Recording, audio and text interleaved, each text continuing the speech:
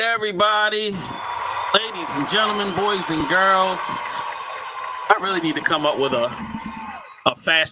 longer intro. That's it just seems to come and go so quick.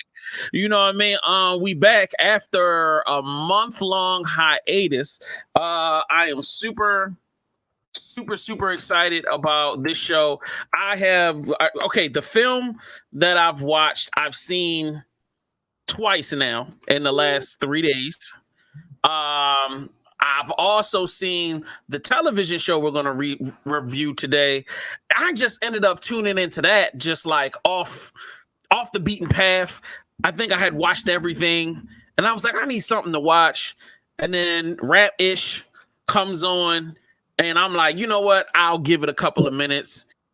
And like it consumed like 48 hours of my life. Like I blew through that season like nobody's business. But we definitely got a lot to talk about. Well, today, once again, I'm blessed and honored to have the God himself. You know what I'm saying? The pen. That's what they call him. The quill. You know what I'm saying? Marlon Mikulski is in the building. What's up? What's up, man? Who says these things? I say these things. Yeah. Hopefully. Back, man. Oh, thank you for the time, bro. Hopefully the queen can fall in when she get a chance. You know what I'm saying? Like y'all can tap in. Y'all know what's up. But if y'all are watching right now, please share. Like, share, comment. The more you guys interact, the more we can. We're all right. Okay, cool. I'm just like wondering who that's chatting in the chat room. So anyway, all right. So the first thing we got to do today is make sure that if you have not done so, like, share, and subscribe. You know what I mean? Make sure you show some love. This show cannot grow until y'all continue to like, share, and leave your comments. Big shout out to people that have left comments in the older episodes. I'm kind of thinking maybe I want to do some responses to comments because like we've had people comment on the Predator. We've had some people comment on some other stuff with their personal opinions. So like, I don't want people to feel left out. I see what you guys are commenting, and I do love it. I love when people comment, and I try my best to respond to everybody accordingly. You know what I'm saying? All right. So with that being said, what's the next thing on my thing? Let's get to the business, bro. Ain't nothing like it. Ain't nothing like it. All right, but you know what? Before I do that, I don't want to rush too fast. How have you been doing? Been doing good, man. This everyday grind. Oh yeah. Football season's back, so I'm happy. So So that means you're a Falcons fan? A who? You're a Falcons fan? Who? Oh, you're not a Falcons fan. No. I don't know. I mean, you live in Atlanta, so I assume you're a Falcons fan. Tampa Bay. Okay, shout out to Tampa Bay. All right, cool. The Buccaneers. You know what I'm saying? All right. So, what have you been watching in your free time? What I've been watching mostly, House of the Dragon. I've been consuming that. That's probably one of my favorite shows on TV right now. Raising Kanan. As far as TV shows on a regular that I'm watching, those are the two main ones I'm watching faithfully right now. I just finished the latest episode of House of Dragons, and I'm like, ooh, they wrapped it up. Yeah, they getting up there, man. Ooh, like the end of the episode, really good. Man. I really want to go episode for episode, but I don't have nobody that's got the time to rock with me on it. But like, man, there's so much to talk about. Like this last episode, like just that one part where little Shorty was just like, "Oh, if you want me, you better come in, kill all these guys and take me." And I'm like, "Yo, what are you doing right now?" Yeah, never like that Uncle Love. One thing I will say about those writers, man, they know how to keep you on the edge of your seat, whether it's over the top violence or these really intricate like drama. It's politics like hell, but it's so scary because it's like anybody could die, man. Like y'all doing too much. Like no, and the thing is though, it's not even. I mean, violence is a part of it, and we all know Game of Thrones is about that action. But like these last few episodes, there hasn't really been too much action scenes, but the drama and the scheming and the planning, like that's what keeps people engaged. Like the action and the drama and the violence, that's just a bonus. But the political intrigue that's going on here is crazy. The sex is a little weird. The sex is a little weird, but you know what I mean? It's a little cringy. Super cringy. Yo, last episode I was like, I don't know, but all right, I made my way through it, but it's all good. But you know what? We when we watch that, we were holding that era because even though this is fantasy, stuff like this really did happen hundreds of years ago. So we're holding today's standards while watching something that's depicted fictionally hundreds of years ago. So you got to kind of remove your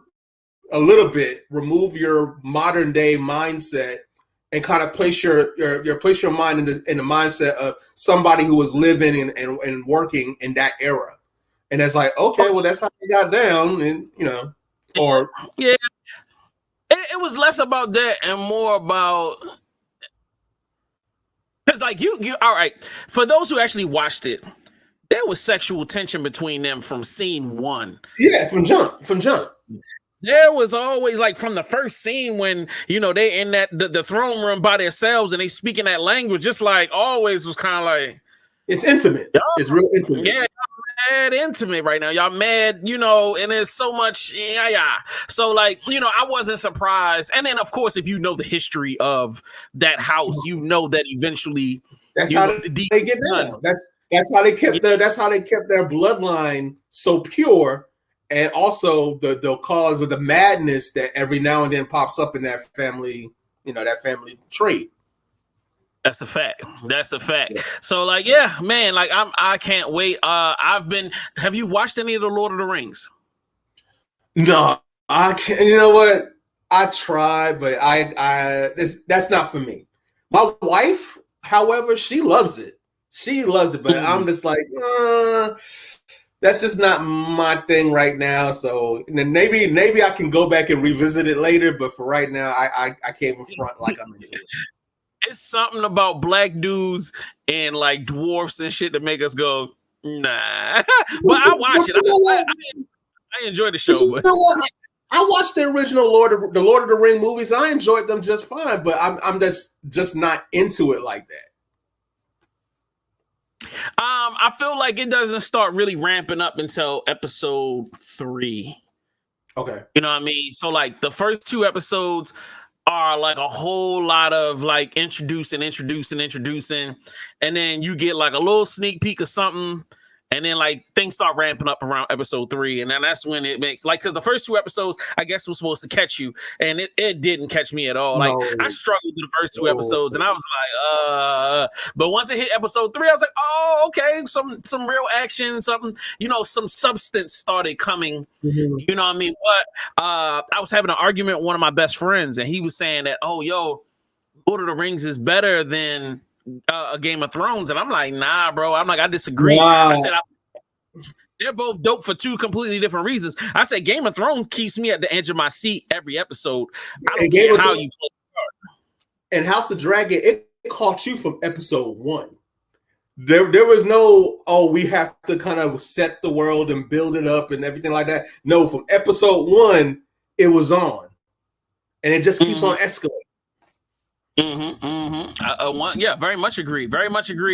All righty then, ladies and gentlemen, drop us in the comments. What are y'all watching on TV? What do you want to see us talk about next? We got a whole nother episode next week, so I want to review a television series and I want to review another movie. So give me some suggestions, man. Give me something to drag and dig into. I know a couple other things I'm into. Lower Decks by Star Trek. I am definitely loving Rick and Morty's new season right now. Let's see, obviously Game of Thrones and Lord of the Rings. And then what else am I into right now? Boy, I always end up going back and watching some extremely old shows, but I just finished Only Murders in the Building. So that was another one that I was in I love need to with. get caught up on that. I need to get caught up on that. Yo, if you saw the first season and you kind of understand how they do it, it's like it can drag in certain places and then pick up really fast in other places. But the first season tied up super perfect, and they did the same thing at the end of the second season. I was so impressed how they ended the second season. I was like, wow, like y'all really did a phenomenal. It makes me wonder. It's like y'all had all these episodes to be good. Why do y'all wait till the end to really be like high level good? You know what I mean? But I've enjoyed the whole season. Yeah, it's I don't know what it is. Sometimes it's about pacing, and I understand you have to set the stage. You have to introduce certain things and make the audience understand certain elements of your show. But some shows, they're able to do that from episode one, whereas some shows it's kind of, and it's a difference between being a slow burn and just being slow. Like Lord of the Rings, like for example, I hate to keep on dumping on Rings of Power. But that was just slow. Right. Whereas House of the Dragon was a slow burn, but you felt like it was going somewhere. Whereas, with Lord of the Rings, you're just like, man, when is it going to start? When's this going to get interesting? I feel like with both shows, whether it's Rings of Power and or Murders in the Building, if they had cut them from an hour to 30 minutes, I feel like it would have been spot on. They would have gotten to the point. They wouldn't have wasted a bunch of time. And then boom, boom, boom, boom, boom. We would have been in and out, and we would have been thirsty for the next episode. Boom, boom, boom, boom, boom, in and out. It's just like when you give somebody an hour format and they don't really have a lot to say, and they're just giving you a whole lot of exposition, or they're giving you these extra scenes of just stuff, and it just seems to be slow. And it's just like, if the story is not moving forward, that's when you feel like you're wasting your time. But if every scene is moving the story, moving the plot along, then you're engaged. But if it's just meandering, just random stuff, you're just feeling like, man, I'm wasting my time here. I'm looking at my phone. I'm losing interest. So exactly, and only certain shows could be that slow and be great, and that's something like I tell people all of the time. If you haven't watched Breaking Bad or Better Call Saul, like they're slow, but they're slow for a reason, and there's so much stuff you got to catch. Like in those slow moments, there's these little subtle little things that you have to pay attention to, because if you don't, you know what I mean? Because they don't tell you everything, you got to pay attention. You know what I'm saying? Right. And it's like, I even tell people watching Breaking Bad on a second time is even more immersive, because like, what's going on, but now you're picking up on, oh, I didn't see that, or that person did this, or this thing that was sitting in the background. Like, oh my God, I didn't even pay attention to that. It's like, that's what I want, but I'm not getting that from Lord of the Rings. Like, I'm not getting the, oh man, there was this in the background and I didn't pick up on that, or da-da-da-da. It's just, oh, it's countryside and more white people. And it was like, all right, that's cool. But, I can live with it. Speaking of old shows, I'm going back. I went back and I'm watching Stranger Things again. Like season 2 and I'm currently rewatching season 3. And after watching season 4, you go back and you watch season 2 and 3, and you're like, oh, it's paying off. All the little nuggets are like, oh, I see why you went there and you referenced this. So good writing. Good writing. I would love to have a show to argue with anybody about. As much as people keep talking about the downfall of Netflix, Netflix has been one of the best content creator platforms in the last 20 years. I don't care whether there was a Game of Thrones or this or that. HBO will have one every 20, or I say they'll do one great show every 10 years. Netflix will drop one great show every quarter. Like, there's so many, like The Orange is the New Black, Ozark, Stranger Things, House of Cards, like, you know what I mean? And then there are countless others that I can't even think about on the top of my head, but those 4 alone have been done within the last 10 years, bro. And then, like, we're talking about not one season or something great. We're talking about season after season after great content. And then crazy documentaries that hit, like, what was that? Tiger King? Like, they do crazy stuff that you would never expect to be like, so great. other documentaries. The Black Godfather. Like these are the things that HBO's not doing that.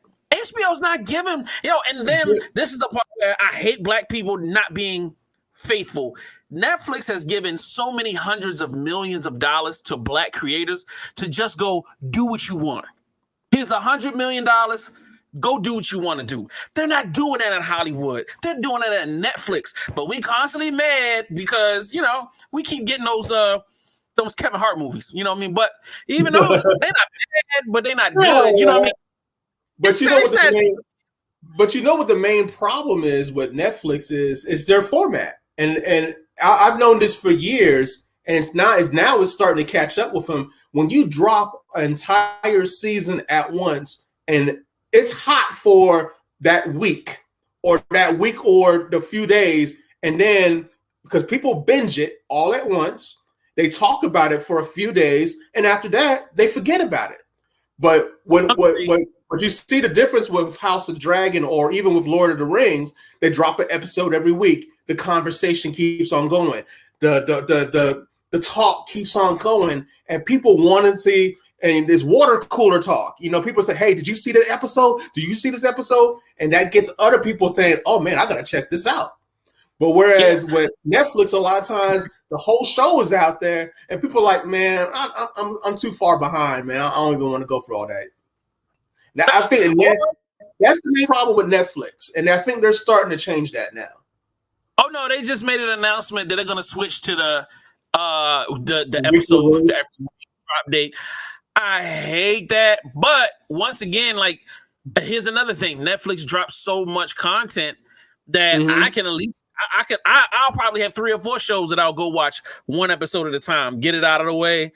I'll have my Netflix night. You know what I mean? And then that'll be a bunch of up. Like, whereas, is HBO really dropping that much stuff, or is Disney? Come on, Disney Plus is trash when it comes to new content. Like, because but they stay in the conversation. They stay in the conversation longer than Netflix. Of course, because they have the biggest intellectual properties in the world. When you got and also weekly releases. Weekly releases, right? And I get you. And don't get it twisted. I am uberly excited for Endor. So, like, I'm a sucker. Like, Disney got my money for Infinity because I'm a Star Wars fanatic. Yeah. They got my money. So, like, I get it. I'm a Marvel fanatic, so I'm locked in. Yeah. I love both of them. So, like, I'm locked in too. But like, when anytime people try to give me the argument of, like Disney is better than Netflix or HBO is better than Netflix, I'm like, yo, shut the hell up. Like, it's just you're so spoiled. Netflix has spoiled you so much that you don't give them the credit no more. And that's where, sir, I have to move on. Yeah, go ahead. You say something? I'll just say that Netflix they put themselves in this situation, and now they're forced to correct it. Yeah, and I think they'll get it right, and I have faith in them, and I've bought a bunch of stock, so they better get it right. So anyway, let's move on. So we're getting into TV show reviews of the week. All right, ladies and gentlemen, hold on, let me put this thing on the screen, and then boom, bam, bam, bam. Is that today we talking about Rap Shit Season 1, an HBO show.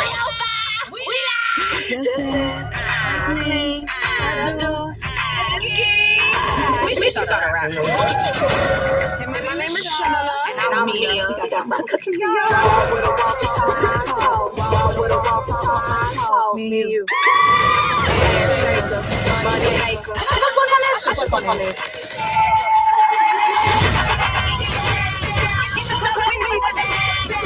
I'm gonna take my money, baby. Y'all got something special, but y'all need to recognize who for y'all and who not. We're real people. That's what it's about. Let's go. Donna and Mia in the building. We got the opportunity to have a good time and win. We in the middle of a bad bitch renaissance. How's the party going? Dumb. Girl, what kind of parties you be at? Max out. All right. Once again, HBO coming through with another winner. Bitch. So, so you saw the whole thing, right? Beginning to end? Right. Yep. All right. Before don't give me the ending yet.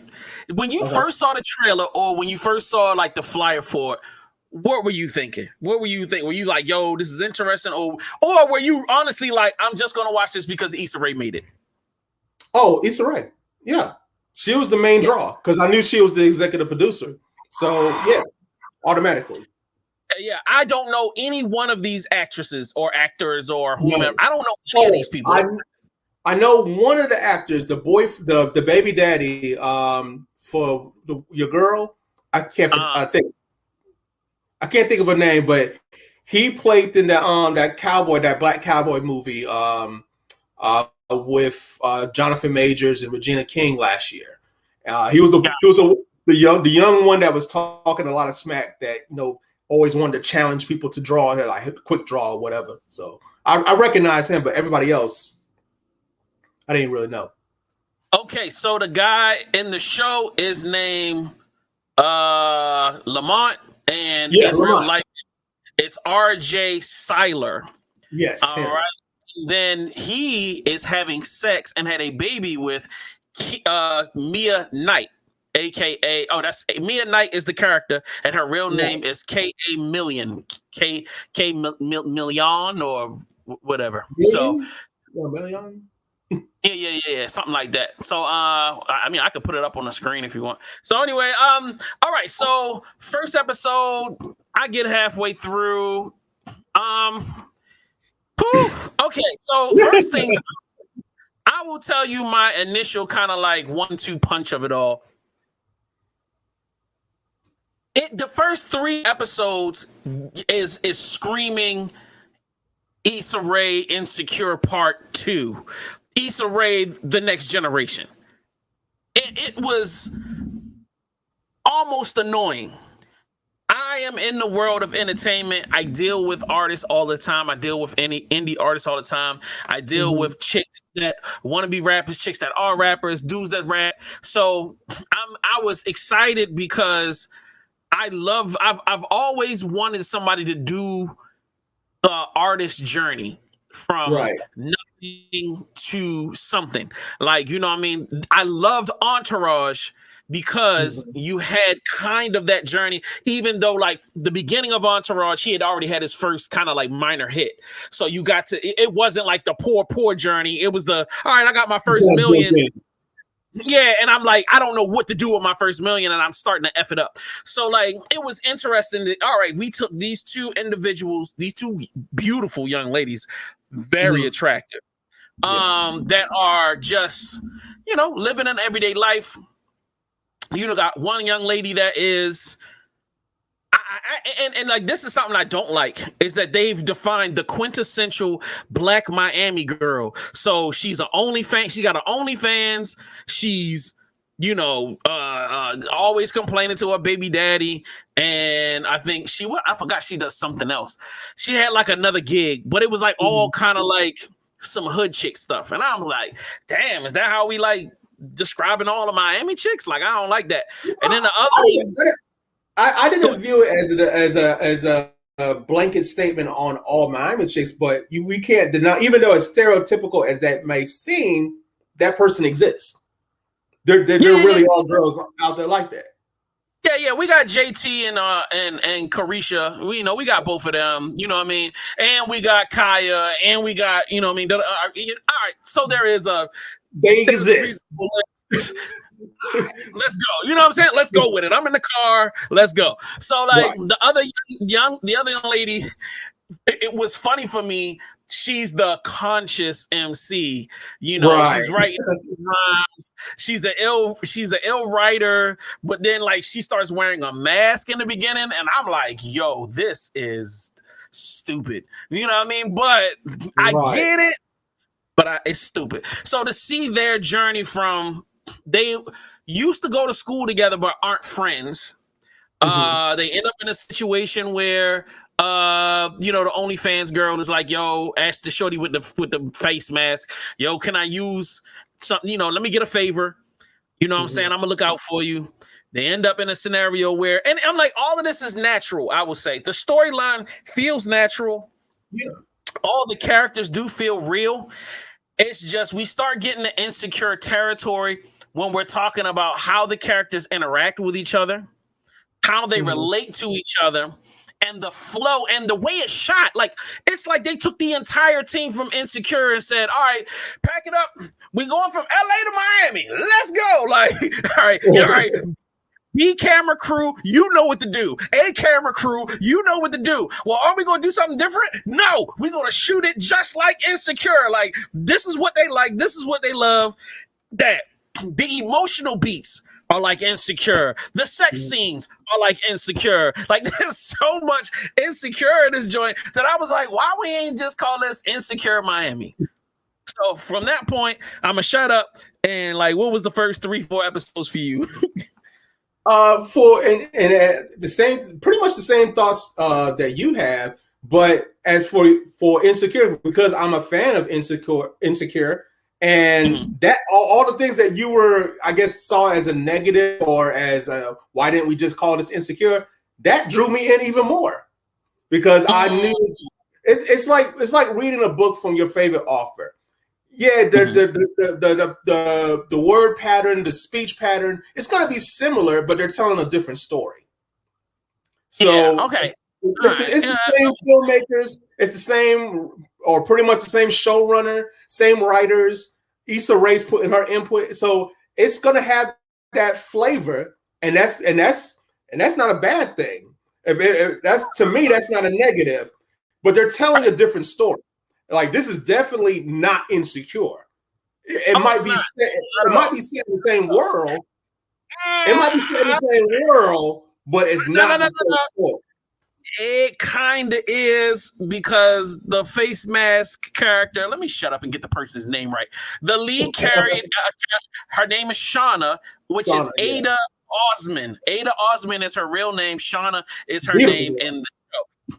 Shauna, beautiful woman, is Issa Rae. Super insecure, tries to project confidence, but behind closed doors, she's second guessing herself all the time.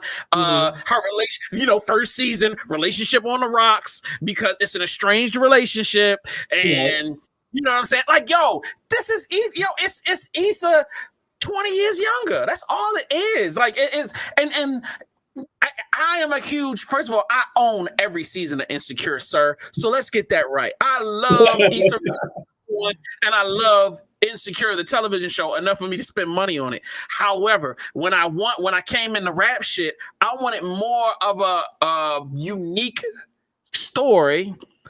You know what I mean? And I wanted some differences in how it's shot outside of you trying to make this social media. All right, this is how we're going to make it different. It ain't going to be Insecure because we're going to put phone stuff all on the screen. We'll just put happy things. That did make it different. That did make it different.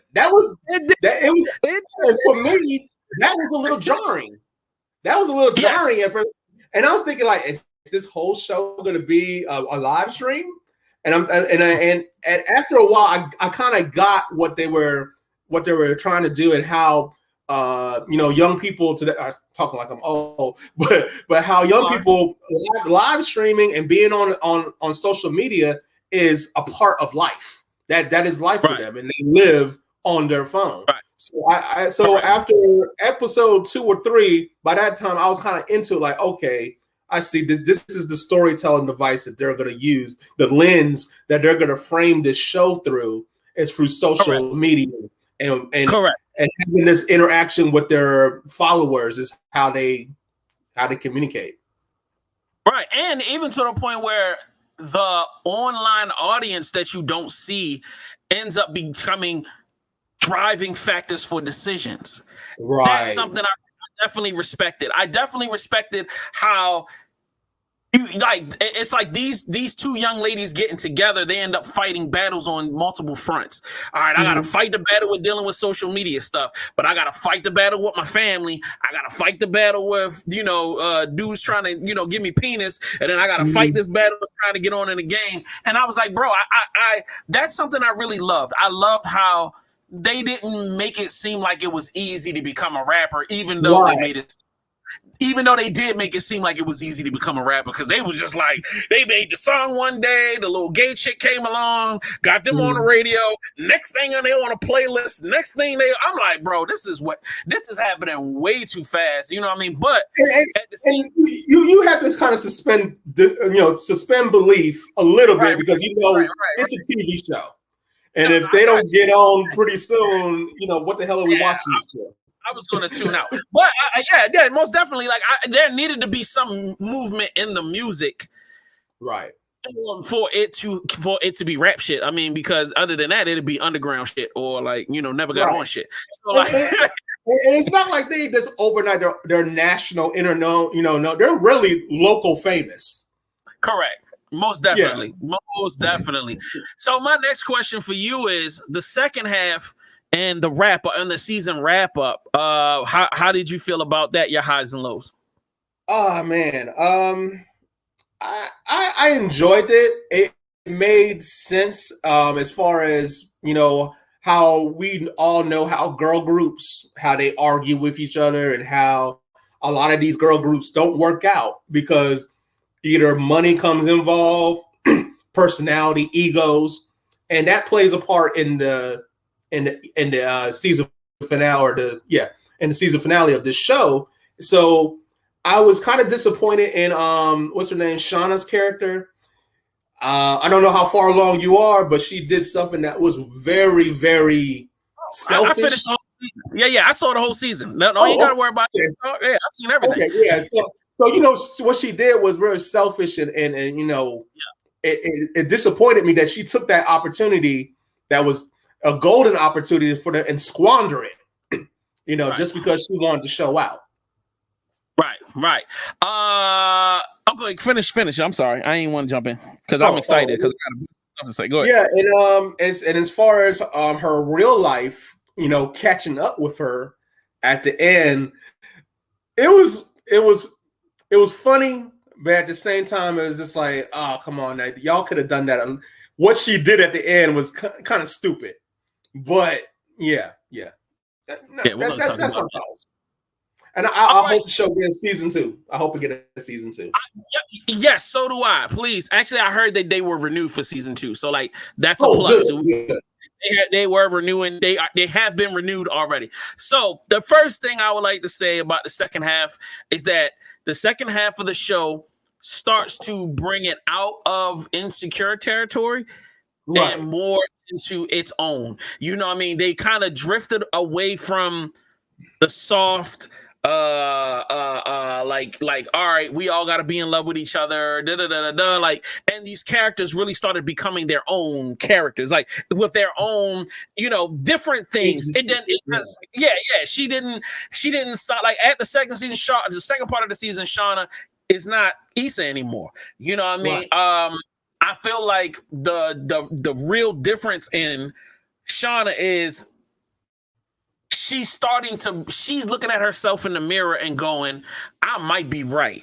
No, I recognize that I'm wrong in certain ways, but hey, I do have what it takes to be in the game.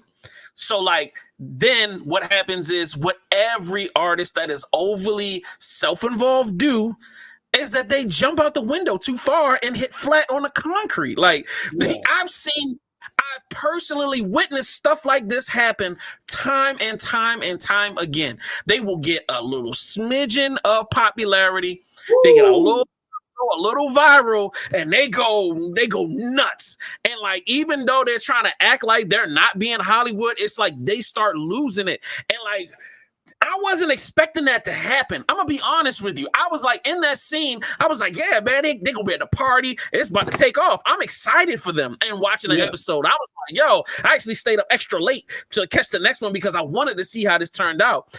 And then like the first song was going off, and I was like, oh, all right, okay. And then when I'm like, yo, you drop that hit, it's about to go nuts. I'm like, I'm excited for them. And then for her to take the moment and go with the freestyle, like my whole face is like, yo, come on, dog. Like, and not because she what she was. I'm looking at her homegirl behind her. And like, I've literally been through a situation like that where I'm partnered with somebody, we're doing something, and like somebody I was working with, like really went in front of a crowd of like 400 people and was like, I did it all by myself. I for like 30 minutes. And like everybody that knew that I was organizing it was like looking at me like, yo, what the fuck? And I'm like, hey, you know what I'm saying? But I'm a dude, so I'm like, all right, I get it. Like, you know what I'm saying? Like, people need to have that. But like, yo, that young lady don't know nothing about the game. You asked her to be a part of this. You dragged her out here. You sold her this dream. And then you just literally pushed her to the side and was like, me. It's all about me. It's me. I was just like, damn. And I was disgusted. I was mad. And to me, that's what made, like, to me, that was a critical moment for me to understand that this show can be something great, because now we're getting to the real shit. Like, all that stuff before, that's that corny, insecure. Now we talking rap shit. Like, this is what rap shit is. Like, well, I was like, I'm sorry, I didn't mean to cut you off. No, you're fine.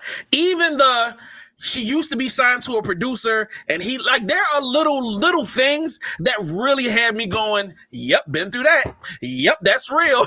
Yep, that's real. And like the way that they skillfully added all of these elements, they built it up, you know what I'm saying? And then this critical fall. And no, it wasn't about somebody getting shot.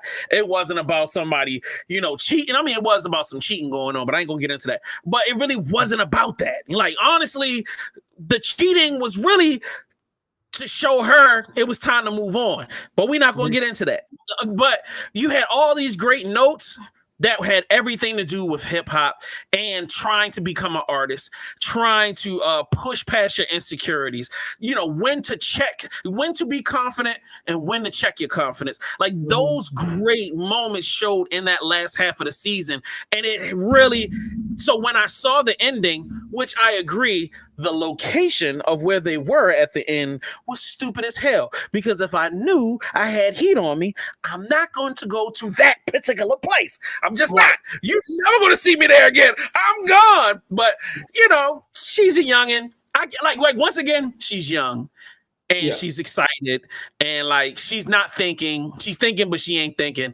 And then like the way they wrap that season up, I'm laughing because if you're a hood dude, right, it's funny because the hood niggas gonna be like, yeah, when she come out, it's gonna be gangster because now she got a gangster story. But for me, I'm like, she ain't no gangster. She's just a little middle class girl. Like, she don't know what to do with herself. Like, she gonna come out whole lesbian for real. So like, it was just wonderful. I really was like really applauding Issa. Like, man, you did a great job on the wrap up. First half, I would have, you know, if I had to give it between 1 and 10, first half was a 6. The second half was a strong 8 for me. You know what I mean? And like just the originality of how it ended, the funness of the show, the vibrancy of the characters. I mean, those things really, really meant something to me, and it really helped me enjoy the show. I'm going to give the whole season a solid 8 from beginning to end, because I think the first half of the show, the insecure part that you know you really didn't really care for, I think they had to give you that part so they can ground these characters in reality, because that's the part that most people can relate to, is that whole insecure type of vibe. And then as they started to get further into the industry, then it started to become more rap shit, you know, as opposed to insecure. So they had to give you that familiarity that grounded it in some kind of reality that, okay, I can relate to these characters. I know who these characters are. These characters have real issues and real families and real problems and situations, and they're trying to make it in this industry. So I'll give from the whole season 1, I'll give it an 8 out of 10.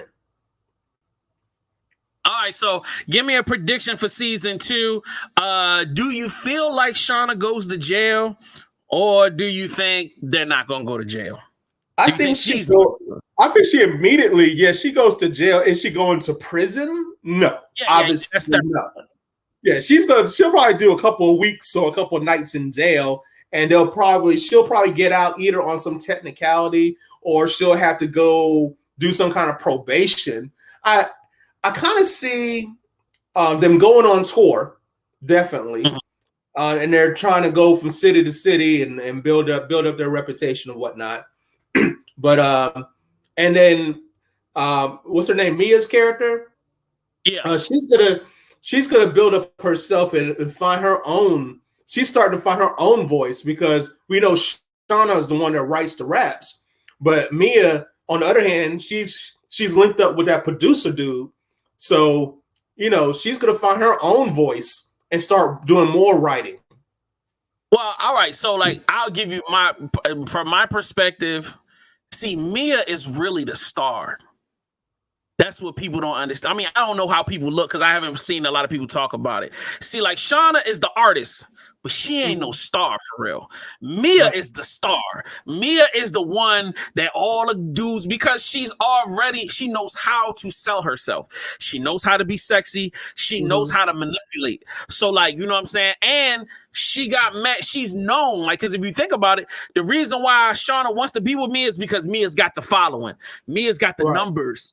You know what I mean? She's got connections in the street. So when Mia start moving around the country, you know what I'm saying? It's going to be her show. It's going to be the only reason why Mia's not shining right now is because she ain't caught the ropes yet. She kind of like trying to follow Shauna lead. She's kind of low. She ain't even all the way in it for real. So like, and that was another great thing. It was like by the end of the season, I think she recognizes like, all right, at first she thought I can get away. All right, I got this little white dude. He going to set me up, or I got this little thing I could do. But now when she realizes not only that this is a great route for me, and I don't have to look like an idiot doing it, but like I can get some money over here.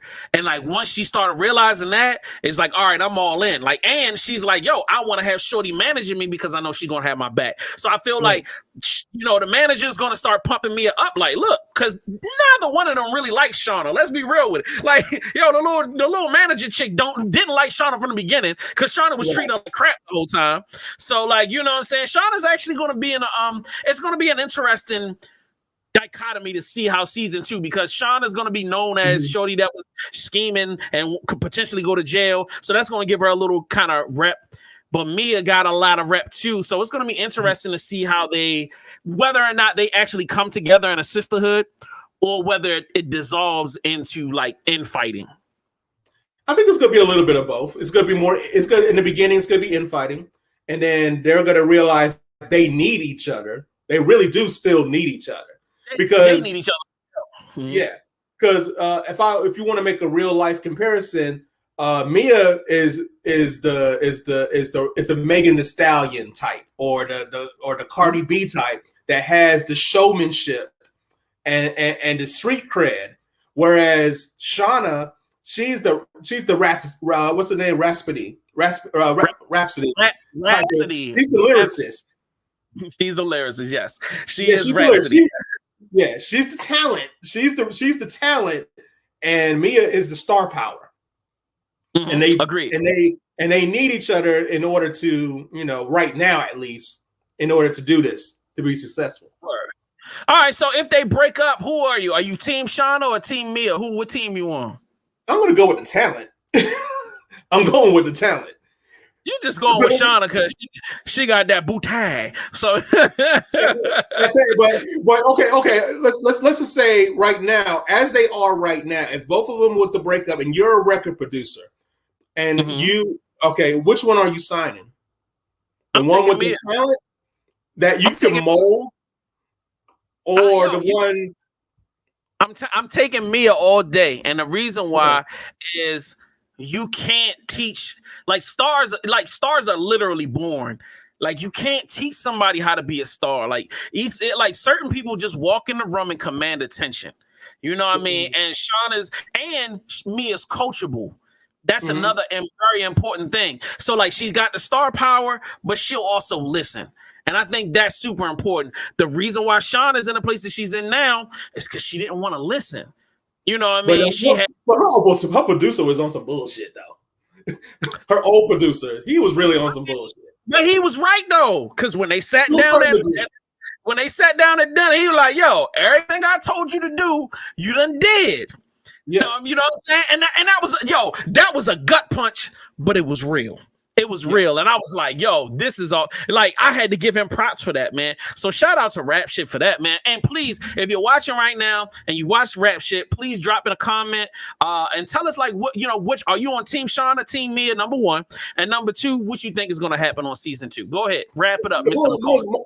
The most important question though is who are you gonna hire to be Mia's ghostwriter? Because you're gonna be a star, but if you don't got no hit records, that's it. Hey, but she got a boyfriend that's a producer. We can make it happen, baby. We can make it. And if you really think about it, it was Mia that made the hook. If you think about it, hook, but you need more than just a hook. You need more than just a hook. No, you don't. And Mia, right? Yo, remember, Mia dropped that hard verse. You know what I'm saying? Come on, bro. She's starting to right now, but Shauna's the one that wrote the songs though. She's the songwriter. Yo, let me tell you something. Mia got the OnlyFans popping. You know what I'm saying? Mia got her social media popping. We gonna get paid, bro. We gonna get paid. Yo, she got plenty of time to work on the music, and then we can develop everything else. She gonna be selling wigs. We gonna have her with lip gloss. She's making money out here, man. I'm telling you, Mia's a cash cow for real on the low. But anyway, let's move on. Anybody though, drop your comments. Let us know how you feel in the comment section. We appreciate everybody for tapping in. Let me see where we at now. We already gave our whatchamacallits on it. So we said it's an 8. I feel you. Overall, it's an 8. So real quick, I'm going to go into the fourth segment, and it's time to kind of get into box office, man. We got to get into box office talk because it's going to lead us into our latest our second it's going to lead us into our second review. I wanted to talk about this because I saw something on your page and you were talking about the box office numbers, sir, on your Facebook page, and I was like, man, I really want people to. There's multiple reasons why I want to get into this. We're talking about the domestic movie box office week 37, September 16th through the 18th. Number one in the box office as of today from TriStar Pictures is The Woman King. $19 million. Yes. I'm going to say, number one, congratulations to everybody that's involved in that film. I want to say congratulations to the strong Black women out there that put it down for that. Anybody that was involved in that film, kudos, shout out to you. Thank you. But lastly, I'm going to say, let me put myself on a big screen. Let me put myself up here, yo. Bad Black community. Bad Black community. Bad. I am disappointed. This should have been at $100 million right now. Bad Black community. It is your fault. And let me tell you, the number one thing is all of the girls that use rock deodorant and y'all out here with hairy underarms and dashikis on and you got dreadlocks. Y'all smoke too much weed and eat too many shrooms and these crazy conspiracy theories. That's the reason why this movie ain't doing good. Because I saw on Facebook people arguing about this isn't we shouldn't support the film because it's got white writers and it's got 2 white producers. What? What are we talking about, people? Really, what are we talking about? Why in the world is that even? Why do we even care about that? How many Black writers were on Black Panther?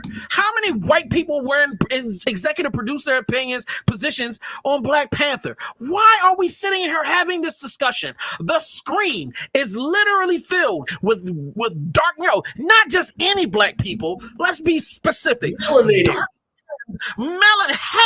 melanated, beautiful Black women. And we're talking about Viola Davis, bro. Viola Davis? Y'all fronting on Viola, bro? Y'all fronting on Viola. Out of all the Black women, you gonna front on Viola? That's crazy, bro.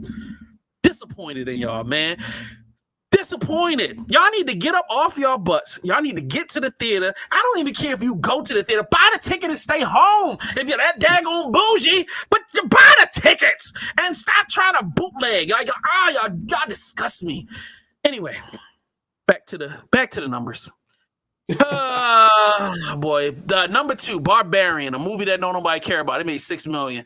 Number 3 is Pearl. I don't even know what that is. See How They Run. I don't know nothing about that. Bullet Train, I saw a phenomenal movie. It's up to $96 million. It brought in $2.5 million in the box office. Came in at number 5. Number 6. Good God, from Mount Zion. Top Gun Part 2 is great.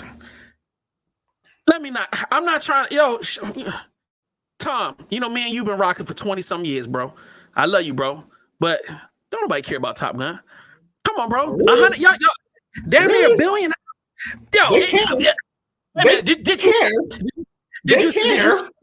Yeah. Oh, I know. Oh, believe me, I know. I was there the night it came out, and there was literally dudes in jumpsuits and Top Gun hats and Top Gun t-shirt. Yeah, I get it. But like, was it $1 billion though? Apparently it was. It was 1.4 to be exact. 2 Billy? 2 Billy Tom? Like, oh Lord. So anyway, yo, I just need 100 million. You know what I'm saying? The Woman King, I just need 100 million. That's y'all. That's just y'all owe us that, black community. And white people too. I don't know if the black community can do that. What was the last predominantly outside of Black Panther? What was the last predominantly black film that hit over 100 million? Predominantly black. I couldn't even tell you, brother. That's you giving me something to really look up. And I want to say the last one. I would say Nope. Outside of Jordan Peele and Nope and the Jordan Peele films, the last predominantly black casted film that hit over 100 million. Oh, you're talking about not Nope. You're talking about Get Out. Well, no, Nope has done over 100 million domestically. Nope is I think is like at 160 million. It's 161. Right here. It's at $122 million. $122 million. That's domestic, and worldwide is at 161. Or damn, it ain't do that good overseas. God damn. You know how it is. But yeah, I would say, yeah, outside of Jordan Peele films and Black Panther, I can't really think of the last predominant black film that did over 100 million. That is true, but I feel like, you know what, I gotta save all of this for the review. Is there anything else you wanted to add to the because I want to move on to the, because you're moving terribly close to movie talk, so I don't want to. Okay. So as far as the box office is, this $19 million is impressive. Because the way the studios were projecting this film to do was they were comparing it to Harriet Tubman movie and some other movie that did 10 or 11 or 12 million dollars opening weekend, and that's what they were originally projecting this film to do opening weekend, and doing 19 million far exceeded what the $12 million standpoint that they thought it was going to do. So black people did show up for this film. When I went and saw this film, it was packed. So I mean, I think when you get those bigger white, when you appeal to a more white audience, you have to get the white audience and the black audience in to really get those $75-100 million opening weekends. Yeah. Fuck. Yeah. And this film was not going to appeal to those white people like that. Let's be real. I mean, yeah, you're right. Yeah, you're right. I just want to see this film do really well. You know what I mean? Like, it is. It had a budget of, I think it had a budget of like 40 million or something like that. 50. It's going to make its budget. It better. Or I'm disowning black people. I'm doing that this year, bro. I'm disowning black people. I'm going to be Portuguese or something. I can't stand it. This is.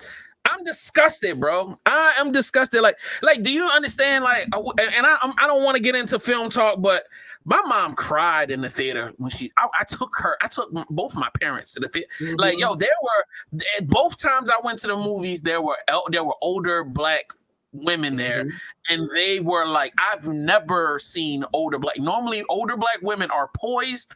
They might give you a if something is funny, but they not jumping out their seats. And like what I saw in the theater, I'm not used to older, middle class black women doing that. There was a lot of activity going on in that theater, and it was beautiful to see. You know what I'm saying? And I'm gonna keep the rest for the review, but like, I feel like Viola Davis said it the best in her interview on The Breakfast Club.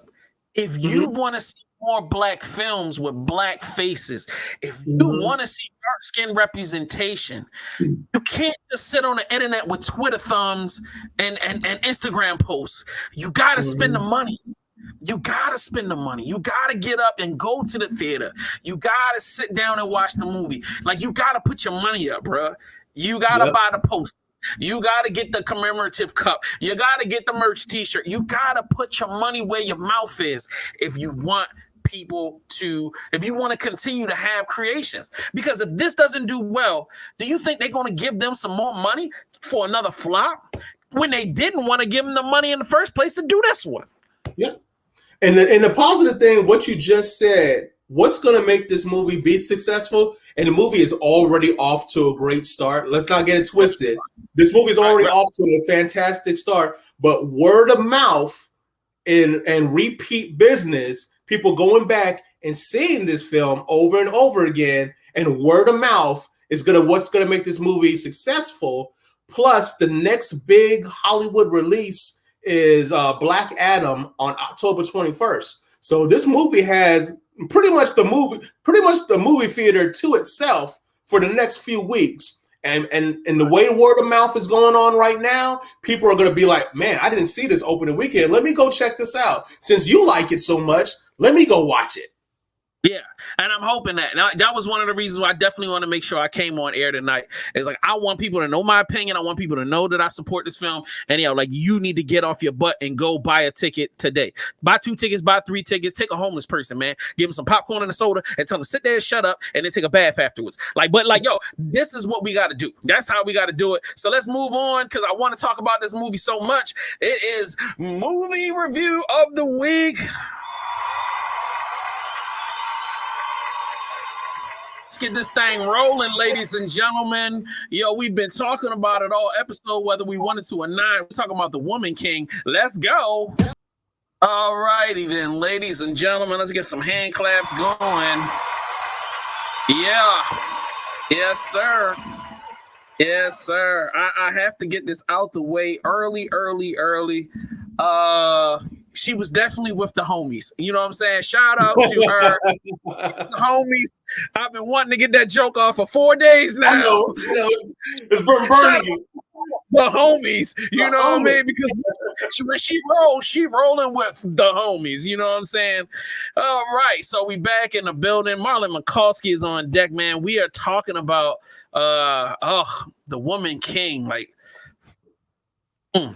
So initial impressions when I first saw the trailer myself. Number one, I like African history, and I do a little studying in African history. Not a ton, but I was definitely versed in. I ended up watching a bunch of YouTube videos, and they were talking about the female warriors in Africa, and I actually have a tattoo of an Amazon woman on my arm, and the stories about how ferocious these African fighters and these African warriors are. These women, they were some of the most ruthless warriors on the planet, and there is a specific reason why. And it wasn't because they trained hard and had their own little private VIP mansion. It's because they were ruthless killers. They would kill children, they would kill men, they would kill women. If it had legs, if it pissed, if it had a brain, they would kill it. And they would kill it with no kind of second thought. You know, a guy might see a little girl, she's 19, and go, maybe she could be my concubine. When Shorty run up and see that girl and goes, you dead. You know what I mean? So like, these women are world-renowned killers. Like, you know, they are strong. They don't play games. They were fiercely loyal to their king. And I mean, you have to understand, if you are a man living in that time period, you are unaccustomed. If you are anywhere else in the world, women played a more subservient, quiet, in the background role. Mm-hmm. So to walk anywhere on this planet and see a dark-skinned, muscular black woman walking with her head up, not only with her head up, but giving you that look like, who the fuck is you? And I might kill you because you're looking at me a little too hard, bro. Who you looking at? You know what I'm saying? It's a jarring experience. It is a unique experience. And for them to have done a film about this, my initial reaction was yes. On top of the fact that I've been lecturing my creative friends for the last 4 or 5 years, I'm gonna give y'all a secret. Behind the scenes, I've been working on tons and tons of African-based content because I saw how all of these years, like we talk about all of these Greek Roman gods and Greek this and Chinese that and the Han Dynasty and da-da-da. And I was just like, bro, there's nobody cashing in on the African experience, the African diaspora, the African anything. And when I saw how people reacted to Black Panther, I was like, yo, there's going to be a shift. There's going to be a shift, and it's going to be gradual. And I was like, guess what? If we don't, as Black people, don't get up off our butts and start capitalizing, trademarking, and owning this stuff and telling it ourselves, guess what's going to happen? Some white person's going to come along and go, this is interesting. Like, you know, let's just make some movies about it. And then they're going to cash in, and we're going to be standing on the side going, hey, you taking our stuff. And this is like, well, you could have taken it, but you haven't. But so I was excited because to see those beautiful Black women on screen and the story that was potentially going to be told, I had fear, tons of it. But I was like, it does not matter whether it's good or bad. I have to be there. So that was my initial impression. Marlon, what about yours? My initial impression was I knew very little of African history. I heard about this tribe. I heard about these warriors, these women warriors. And obviously, funny you should say it, Black Panther did open. Viola Davis said that Black Panther opened the door for this movie to be made in the first place. Because after the response that Black Panther got, of course, Hollywood said, okay, well, this is kind of similar to the Dora Milaje. Let's see if we can make something happen here. So my thoughts going into this movie, seeing Viola Davis, I saw some behind the scenes, some featurettes with her working out and getting in shape to do this film and finding out what the story was about. I was excited from the get-go to see what story are they going to tell and how are they going to tell it. Are they going to be, how much of the truth is going to be in this film and how much of it is going to be, made for Hollywood or made for the general audience? And I got to say, I was not disappointed in what I saw. And I'm honest. I'm glad that they were honest about certain things that I'm sure we're going to discuss. And yeah, man, this was just a fantastic film. I don't know if it's the best film of the year, but it's certainly my favorite film so far in 2022. Confidently, from my position, I'm going to say yes, and I'll give you my reason later. Mm-hmm. I would definitely want to get into my highs and lows. All right, let me run down my concerns I had. This is before I saw the film. This is just, hey, I'm 43 years old, and I've seen them screw up so many films in the past. They're just general things you're always going to be scared of. A, this turning into some corny love story.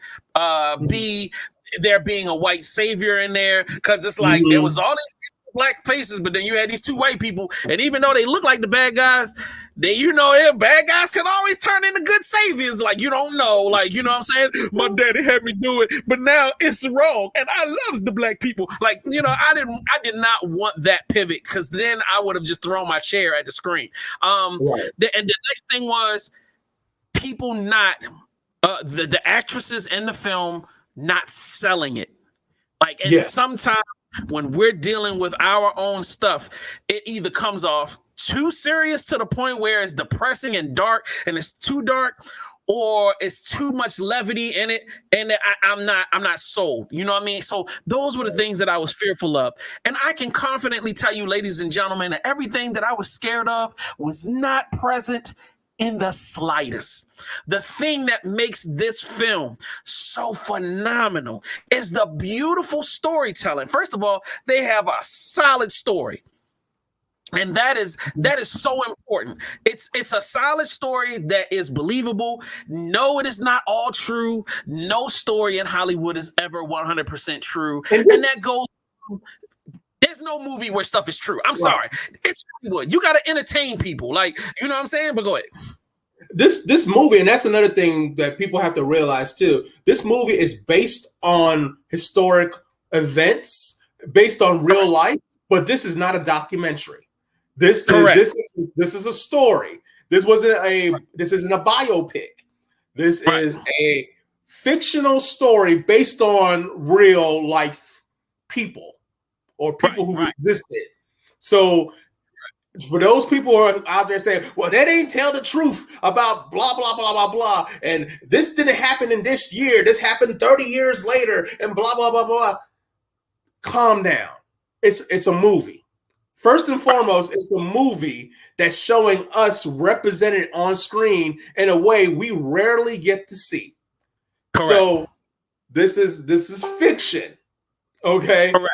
Fiction based on real life, but it's still at the end of the day fiction. So you got to take it in that context of what this movie is. Correct. 1000%. But not a but. In addition to your statement, this film gives you accuracy as far as outfits being, locations, names of tribes. Like, there are factual elements to it, but they're not following. Right. They're not following any historical moment to the letter. And let me tell you, Gladiator ain't accurate at all. You know what I'm saying? Vikings ain't accurate at all. You can't name, I don't care what one of these films is talking about. They not accurate. Even the Malcolm X movie that y'all love so much that came out with Denzel Washington ain't accurate. So stop. It's just real life. It's just fiction based on real life. Right. It's art reflecting life. But it's not art imitating life. It's just reflecting elements of it. It's not all true. So now that we can say that, exactly. Now that we've settled that, let's move that on. And if you're still here, thanks for staying on. Sorry to scream at you. Let's get to the good stuff. So the acting is perfect. The acting is you will laugh, you will cry, you will cry.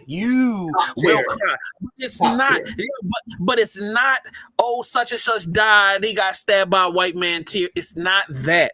Like, when you are releasing emotions in this film, it's so much pride, it's so much, and it hits different. It hits different because we're black. Thank you. It hits so different because normally if I'm watching a film that has predominantly black characters on it, it's just some depressing, like, you know what I mean? Like, we getting beat down all massa and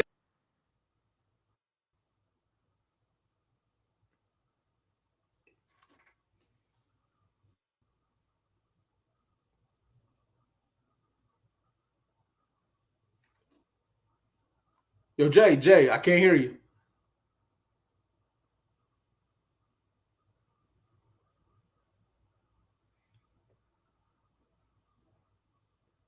Are we freezing up? Can't hear you.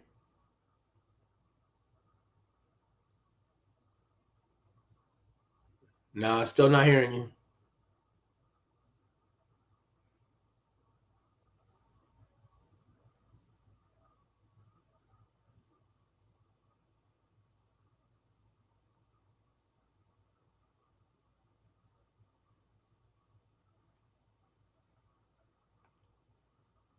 somebody else. And No, then, there we can go. you hear me? There we go. Yep, there we go. Yep.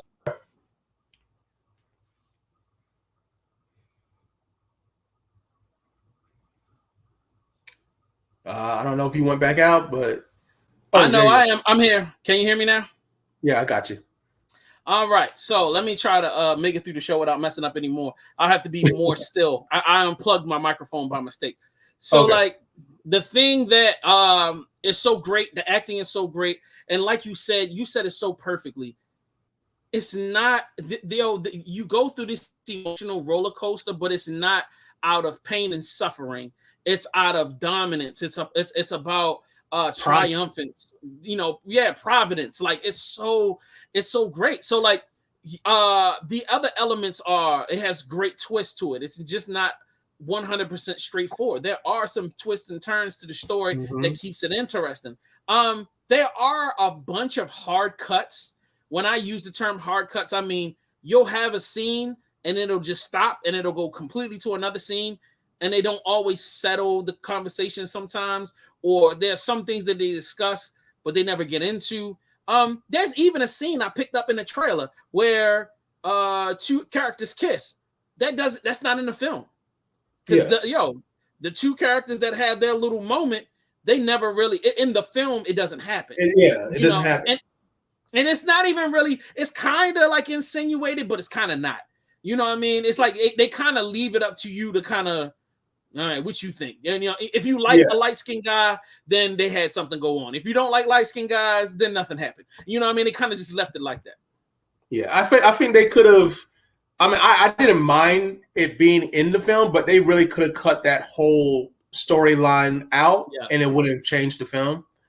I'm not mad that they had it in there because it did reflect what really did happen with Black women being taken as slaves and being raped or being forced to marry or just being, having children with white men, and those kids growing up and trying to find out who they are and where they come from and where their where their people come from. So I wasn't mad at that part, and I got the impression that something went down because given her personality and how they were vibing throughout the whole film. And I can see the filmmakers, the director, or deciding to edit that out, just not to have that conversation and that trope in there.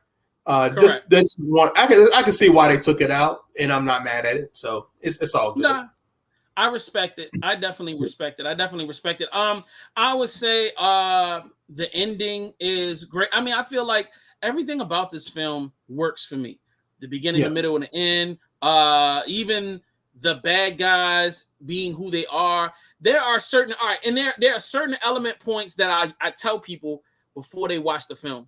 The fact that they're women, they don't make them superheroes. So they die. These women aren't gigantic that walk onto the screen and then they start knocking dudes over like it's nothing. It's like they have to train hard, and they show you why. They're skilled. They're a ton of skill. They are a force to be reckoned with, but they can still be knocked out. They still get manhandled. There's still a lot going on. But it makes the story realer. It makes the wins realer. It makes the triumph better. That's what, like, the weight of the story is the truth of the story, the truth of the characters, the reality of the characters, the reality of what the world that these women live in, and how throughout the entire film, from the beginning, middle, and end, they are constantly being reminded of how women are treated in that world, whether you're a little girl, whether you're a grown woman, even within the whole, the homie tribe, little girls are commodities in that world. Correct. They're still, And this movie wasn't above the female infighting and the posturing for power and the talking about each other, the age gap and how certain younger women I don't know whether jealous or just don't want to deal with older Black women. Like all of that stuff is in the film. It is so real. But at the same time, there's so much love, there's so much support, there's so much like when you see the core group of warrior women that become the main characters, like to see their camaraderie is they're like family.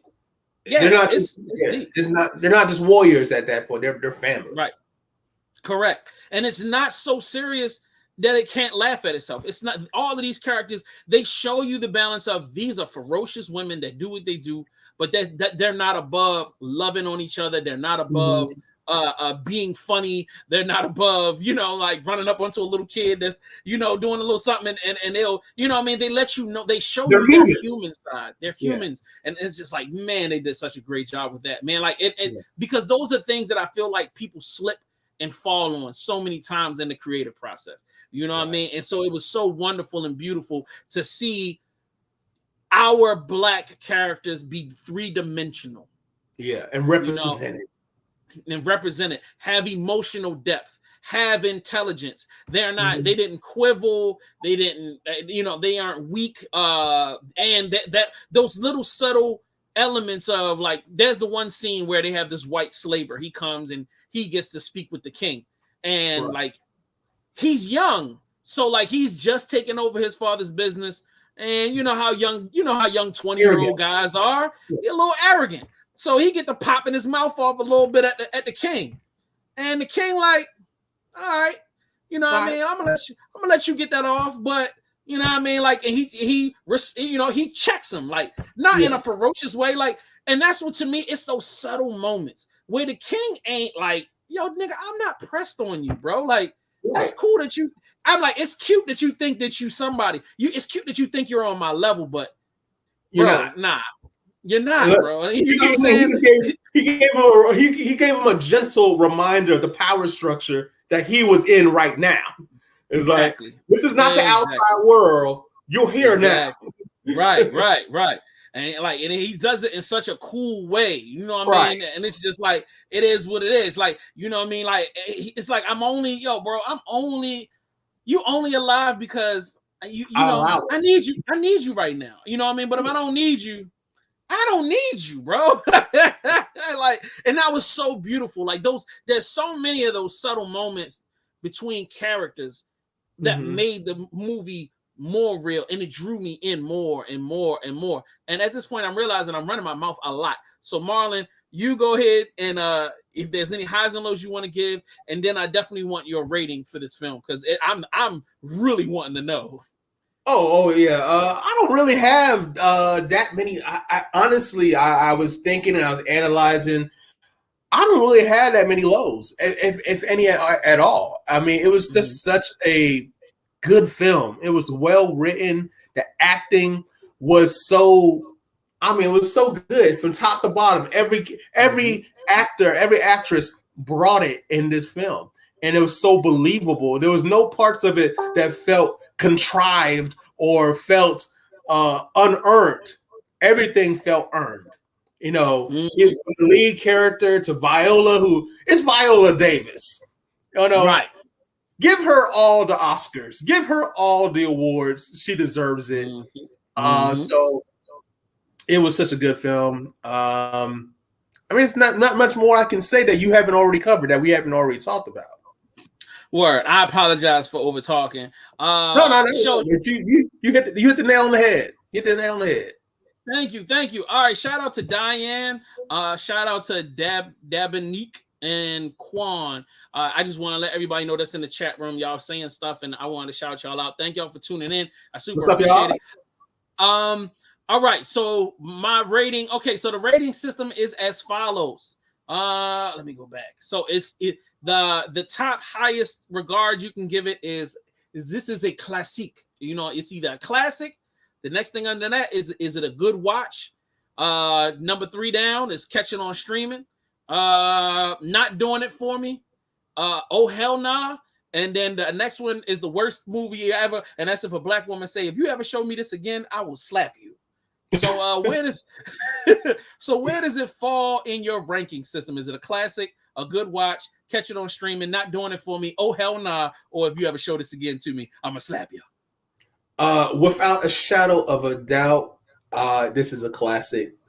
This is a film that you're going to go back and watch years from now and still have the same feeling and still have the same joy and pleasure from watching this film. This is a film that you can watch over and over again, and you're gonna catch new things every time you watch it. Yes. So yeah, this is definitely a classic. Like I said before, this is probably so far in 2022. This is my favorite film of the year. Yes. Number one, this is definitely a classic for me. Number two, this is the best film of 2022. And I'm willing to argue anybody. I don't care if we and you know what, the close second almost could possibly overtake is the Spider-Man film because it was so great at the reset. And the only way you understand that is if you saw the film. And technically speaking, that's 2019. That was 2021. Okay, you're right. So, like, let's just say it, best film of 2022. Like, honestly, I've seen it twice already. I've taken both my parents, I've taken both of my best friends. Like, yo, it is one of those films where I've literally dragged people. I've spent the extra money. Hey, you got to see this. This is important. And everybody that I've taken it to have all walked out going, yo, that is oh my God. Like, my mom and my dad literally cried tears of joy in the theater. They talked about it. My mom was choked up. We went to dinner afterwards. She was choked up watching after as we talked about it. Like, it means something. The older black women that were in the theater, like I was talking about before, it meant something to them. And that's the mark of a great movie. Is like they did not once was there one black person going, for real, this ain't real. It's like everybody was emotionally invested. Every time a woman was struck, the whole theater went, every time a woman killed somebody, in a gruesome way, they was like, you know what I'm saying? Like, the ending had people standing on their feet. It was like, yo, it's a great film. I cannot wait. Definitely heartfelt. And I don't know if I have said this throughout this whole review. It's for children. There's no nudity. There is no gratuitous violence. There's I don't know about children, but yeah. No. I'm not talking about 5 or 6 years old, but if you've got a 14-year-old, 15, 16, you know what I'm saying? Like, yo, this is good for kids, like between 13 and up, you know what I mean? You can take this is definitely a movie you can take your daughter and y'all can enjoy take your son too. Moment together. Take the sons and the daughters. The sons are gonna enjoy great views on the screen. Hey, and this is the other part. There's no butt cheeks hanging out. Like, I'm super impressed. Like, I'm a nasty dude. So I'm watching like, yo, this ain't nasty. It's sexy, but it ain't nasty. You know what I mean? Like, Like they don't. It's sexy in a way of, if you're the type of guy that appreciates strong black women, if you love to see women in their power position, you're gonna love this film because they all are confident. They all are self-assured. They are all standing, square-shouldered.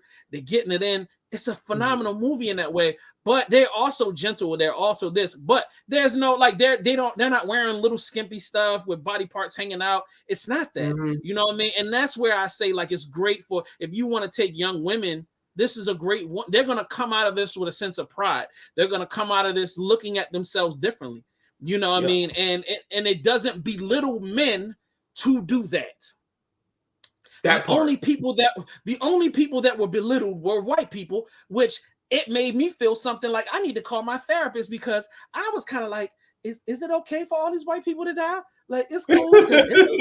A lot of white people died on screen in not a good way. And it really put me into a space of, bro, we are so used and comfortable to black people dying all over the place, but then when you see a film where it's flipped around, I'm not saying I wasn't happy. I was happy, like but then I'm like, is this cool? Like, are the white people keeping a list of us? They're like, all right, these the niggas we got to take out first. Like, Jay is one, he has got to go. Like, he enjoyed this a little too much, boy. He is out of here. Like, you know what I'm saying? But like, that is something when you see those scenes and you don't even feel like it's normal. That's even more important why it needed to happen is because, like, we so used to us being slaughtered by the millions on screen and it'd be cool. It should be cool for about 150 white dudes to die on screen all at once in a bad way by black women and black men. You know what I mean? And it be normal. Not necessarily that, oh, we hate white people, but no, like, yo, it should be okay for stuff to happen. Because it happens to us in films time and time again. So, like, you know, with that being said, I'm not gonna overkill it. We got a couple of trailers and then we're gonna get up out of here. I'm not gonna do your, I know you got a wife and he got a life to live, and we both got jobs. But also to address just one more thing, like I know personally for me, I kind of made it just a self-rule that I was not going to watch any more slave movies, that, you know, no more, you know, Django Unchained or 12 Years a Slave. I was over. I'm over it. I'm done. I'm with you, bro. And let me tell the people who are watching who have not watched this film, yes, this film deals with those subject matters, but it's not slave porn. This is not black bodies being abused in that way. It's not. It's the opposite. It's the opposite. It's an upliftment of our people. So yeah, go into it with that mindset. Black people died with respect and dignity, and white people died shameful, horrible deaths that they deserved. The characters in the film deserved because in the film they wasn't shit. You know what I mean? And they had to die. And Viola, I'm about to give. Let me tell y'all something. When that scene happens, Viola wasn't playing with y'all. She like you ever heard that last? She had that last break. Oh, she had broke. That's why they all died. Because Viola was like, nobody. So I was just like, oh snap. Yo, that look that she gave the screen when she was like, nobody survives. Burn it all down. I was just like, you said no prisoners. Yeah, and it wasn't like, you know how they do in other films where like the camera pans up into the night sky and then like some smoke bellows up. Nah, they was like, all they did is people started taking swords out, taking spears out. People started weapons started coming from everywhere. Black people started getting armed to the teeth, and they went crazy. And it was just like, I've never seen this before on the screen. Anyway, I'm done. Anyway, great movie. Yeah. Please, y'all go, because I can literally talk about this all night. All right, so this is something that surprised me when I saw it in the theaters, and I definitely want to talk to you about it real quick. Let's do a quick run through. We're gonna do like less than 3 or 5 minutes on this. Gotcha. Hand claps going, but I'll just give it that. Yo, shout out to her. All right, so number one, I need to say, because I just saw that scene, nobody has ever before or since then sang that national anthem that good. I'm saying it. I'm standing on it. Come at me, bro. So anyway, not you. But all right, what do you think? Oh, this looks great. This looks awesome. I'm definitely, I love a good biopic. And although there's been a few, I could think of 2 other Whitney Houston type of Lifetime movies. This one looks like this is the first one that's going to actually be able to use her music and actually has the budget to really portray Whitney's life the way we want to see it on the big screen. I think one of them was a documentary, and another one that was actually pretty good was a Angela Bassett Lifetime movie that she directed. It was pretty good. Obviously, it was a smaller budget. They didn't really have the rights to the music either, so they kind of did a workaround. So this, I'm looking forward to seeing this biopic, and it looks real good. I'm really I'm 100% with you on that. Like, I am super excited for this film. Honestly, I didn't like a lot of the other ones that were done for like BET or VH1 or whoever did them. And I wasn't a super fan of those. I definitely need her music to be in her film. Like, you can't give me variations of it, whatever. And capturing the right beats, her emotional beats.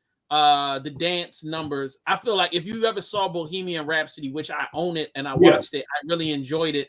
They did a great job of what's the way to say it? Like creating this fantasy about the journey of this character. Like it's colorful. It doesn't. The director and the writer don't let you rest. Like the film has has a tempo to it.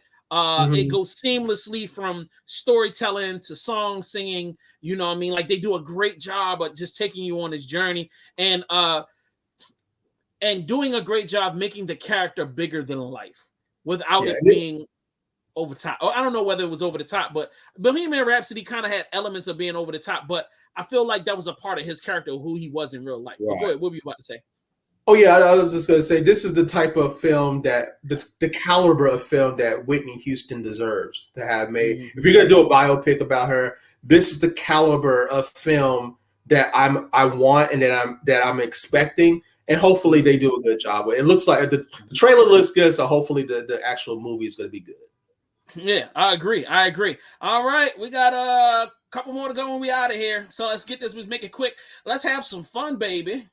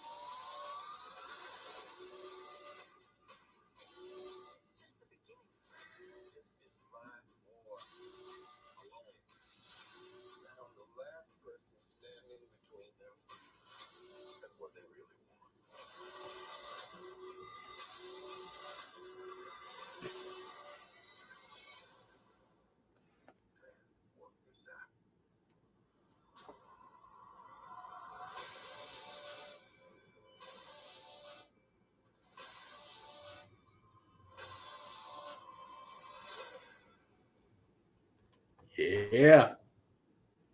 You know what it is, baby. You know what it is. Oh my God. I'm so okay. There's two reasons why I'm happy. Number one, my man Samuel L. Jackson finally has a movie to himself where he can go ham. That's number one. Number two, I'm excited because finally I am out of Marvel oblivion. Like, I was so sick and tired of us floating around with no direction, no sense of self, no, like, it was really driving me nuts that I didn't have an overarching. I kept asking every film, every TV show, what's next? What's going on? There's a big meanie out here somewhere. Who is it? Where they at? What's going on? Finally, this gives me the hint of the beginning, and I am like, yes, please bring it all back in focus. Please bring the whole purpose into one, and I feel like this is going to give me that. Okay, well, I don't mean to bust your bubble, but you bubble buster. I'm gonna have to do it. But this is gonna be a very self-contained TV show. I think they're gonna, they might have some ramifications outside that affects other things in the Marvel cinematic universe, but for the most part, this story is gonna be self-contained within this limited series, and as a fan, I read the original comic book, the Secret Invasion comic books. This is going to be a very different story than the comic books, but like Civil War, it's going to have the same themes, but it's gonna touch on, but it's going to be its own thing. I'm looking forward to this because it has that serious vibe, that Winter Soldier, that Civil War. It's in that Captain America kind of world. So yeah, I'm really looking forward to it. Seeing Samuel L. Jackson back on the screen. Yeah. This 100%. I am definitely one. This right is up my one alley. for the books. This is I've been needing that. I need it. I'm tired of all of this funny haha Google stuff, man. Like Loki was the last super serious thing that I really was like, that really did it for me. Doctor Strange didn't do it for me, and Spider-Man. I mean, you know, it was all right. But anyway, let's get to what about who? Moon Knight.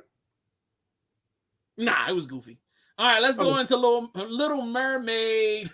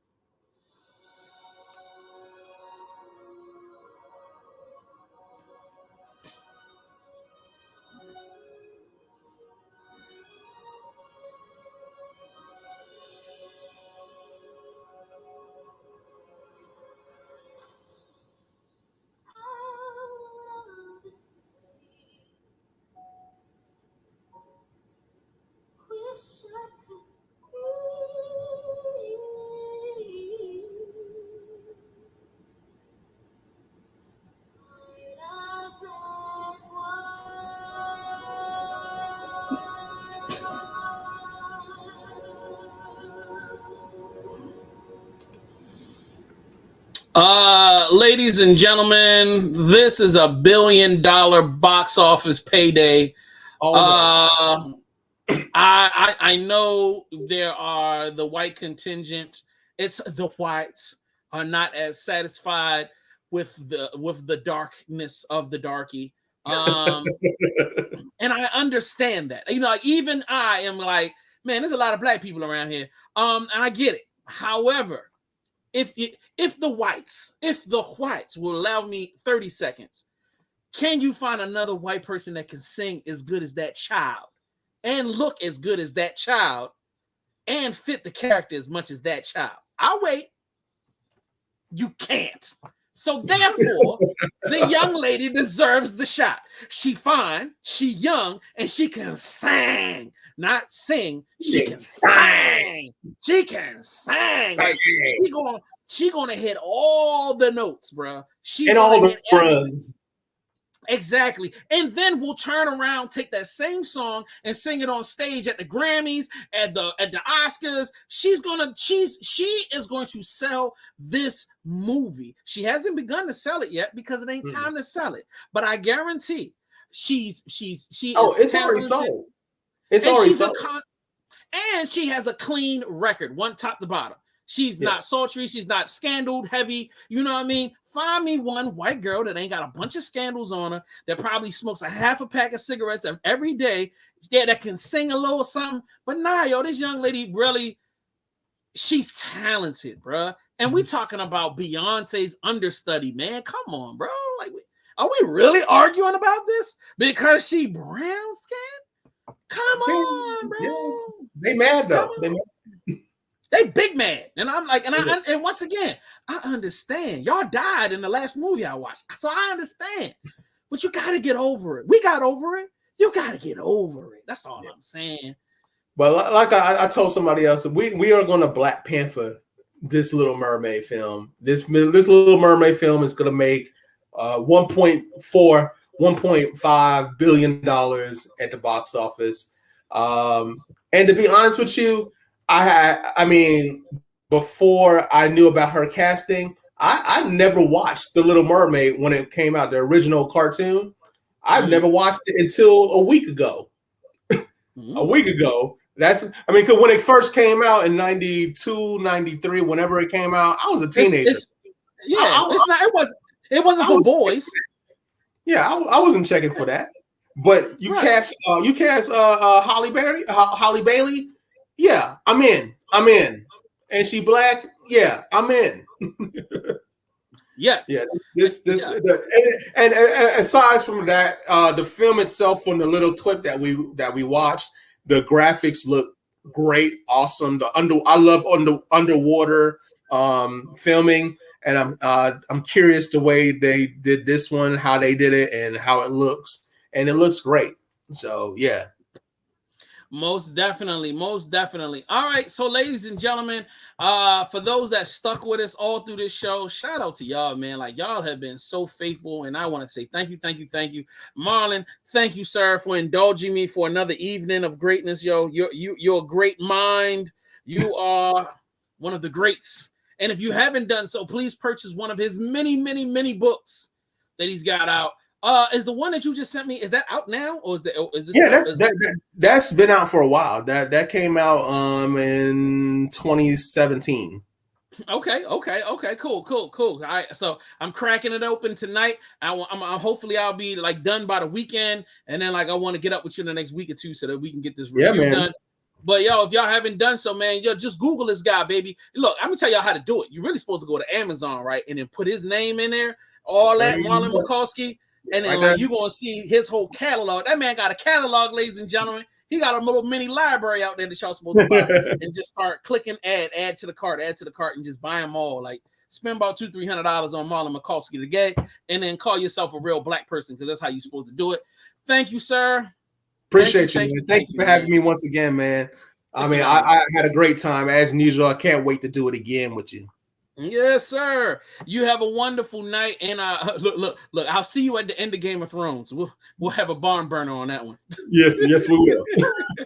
All right, y'all. We're gonna check y'all next week. I don't even know what we covering next week. But the week after, I don't know if you're gonna go see it. But I know everybody's gonna go see Black Adam. But there's another one that has. Hold on, let me look this up real quick. It's got like one black person in it and two white people. It's like a white girl and a white guy back in the 50s or the 60s or something. Oh, I know what you're talking about. Amsterdam. Yes. Yeah. I actually got tickets to see that, so I can't wait to see that when it comes out. That comes out October the 7th. It's gonna be a crazy month, man. Black Adam comes out. Halloween End comes out, like it's really going to end. It's not. I don't know why people think that movie's going to end. It's not. They're going to reboot it about 50,000 more times. And then Ticket to Paradise. I am a sucker for a good romantic comedy. So like my black butt will be going to see Julia Roberts and George Clooney in the theater. I could probably predict the entire film before the movie comes on. But hey, if you love corny love films, hey, you just go with the flow. You know what I'm saying? So, yeah, right. Just strap in. We'll check y'all next time. Have a wonderful night. Holler at you, Marlon. Hey, give a shout out to your wife for me, man. Like, you know what I'm saying? Tell her I said what up. All right, I will. All right. Peace, y'all. Peace.